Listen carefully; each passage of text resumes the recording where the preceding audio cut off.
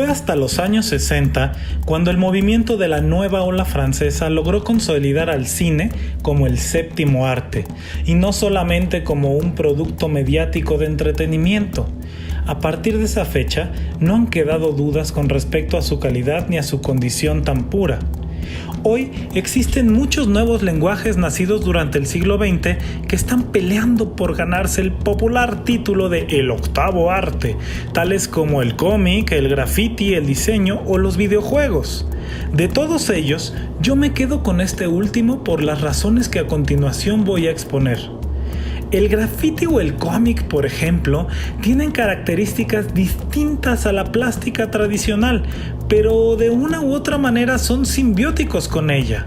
El cómic surgió mucho antes del pop art de Andy Warhol, pero tiene una manufactura puramente basada en la narrativa a través del dibujo y un medio de distribución tomado de la literatura por entregas.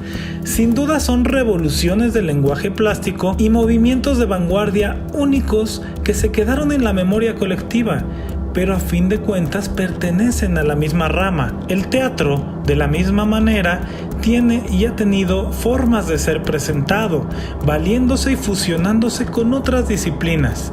Las mansiones teatrales, las pastorelas, el teatro callejero, el absurdo, el performance o la misma ópera son ejemplos de ello, pero todas estas variantes pueden perfectamente estar consideradas dentro de la misma disciplina. El cine tuvo algo que lo hizo único, su plataforma creativa, es decir, la forma de hacerlo y la forma de verlo. Nadie puede hacer cine si no tiene una cámara para registrar la película y un proyector para mostrarla. Este sencillo hecho cambió por completo la manera de percibirlo y de diferenciarlo de las demás artes. Las historias se cuentan con un registro audiovisual que le da un sentido perenne e ubicuo, es decir, la misma película puede verse en varios sitios del mundo al mismo tiempo y sin ser modificada con el paso de los años. Los videojuegos tienen un sentido igual de revolucionario, solamente que aquí el espectador no es pasivo, sino que es quien resuelve el conflicto argumental por medio de la interacción con la obra. Los videojuegos son el arte del laberinto. Mediante un proceso creativo llamado programación informática, los creadores del videojuego construyen mapas, laberintos y rompecabezas que el videojugador irá resolviendo eventualmente.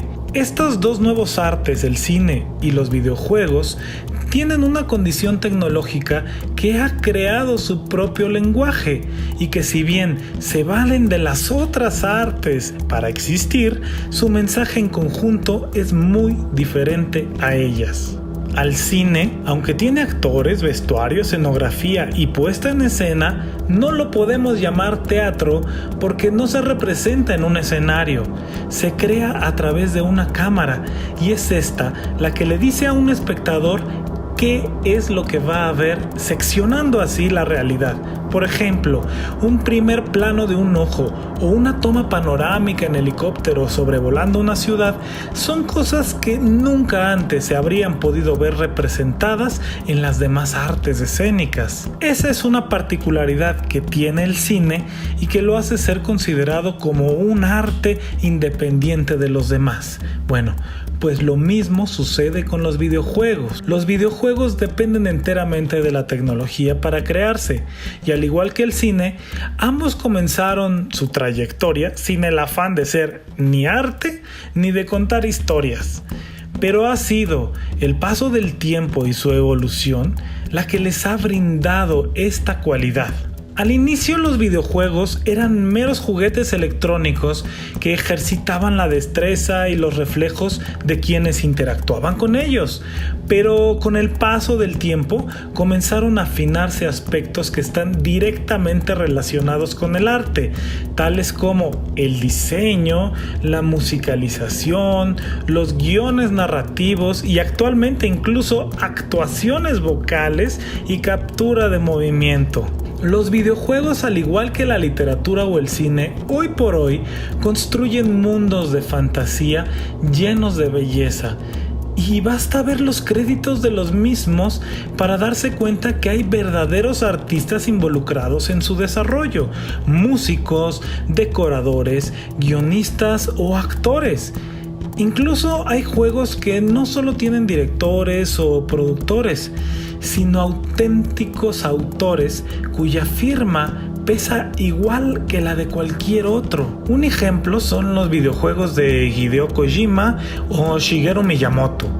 Citando a estos creadores dentro de los créditos o la publicidad del juego como los que van a marcar el estilo y la reputación del mismo, tal cual se haría con James Joyce, José Saramago en la literatura o Woody Allen en el cine, por ejemplo. Así podemos ver una película de Woody Allen o jugar un videojuego de Shigeru Miyamoto. Y de la misma manera, podemos llamar también obras menores a algunos u obras maestras a otros. Una película, una pieza de danza o una obra teatral transcurren de principio a fin y el espectador está sentado observando e interpretando las emociones que le transmite. Con los videojuegos uno no puede hacer eso. Para que la historia avance, el espectador debe descifrarla a su propio ritmo, debe interactuar con sus laberintos, resolverlos e involucrarse con los personajes. En esta forma artística, el espectador literalmente deberá tomar el control y convertirse en el protagonista de la aventura y aceptar el desafío de llevarla hasta sus últimas consecuencias. Aunque en los videojuegos hay una historia definida por los autores, es el jugador el que decidirá cómo desarrollarla, qué actividades realizará primero e incluso qué partes de la historia puede omitir, hasta qué punto va a explorar los mundos y hasta qué punto va a ir directo al grano. A veces hay distintos finales posibles que dependerán ya sea de la forma en la que la aventura sea vivida, de los logros que consiguió en la misma o a veces de la dificultad con la que eligió jugar. Dependerá de la habilidad del videojugador terminar esta historia en 20 horas o en 90, intentando superar las pruebas muchas veces o lográndolo al primer intento. Nosotros tendremos distintas oportunidades para resolver el laberinto y que eso nos haga avanzar en la historia. Ese nivel de interactividad es lo que hace que los videojuegos sean totalmente distintos a las otras artes.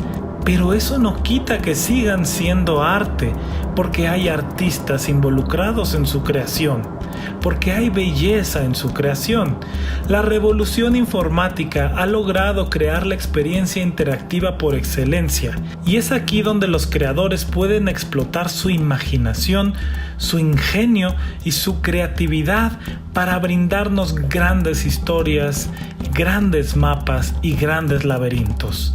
Los videojuegos nos hacen reír, nos hacen llorar, nos hacen enojar, a veces nos hacen sentir miedo, nos hacen sentirnos frustrados cuando no logramos superar una prueba y también pegar saltos de alegría cuando por fin podemos vencer a algún enemigo. Son una máquina directa de transmitir emociones. ¿Y cuál es el objetivo del arte sino ese? Es por esto que yo considero y siempre consideraré a los videojuegos como el octavo arte.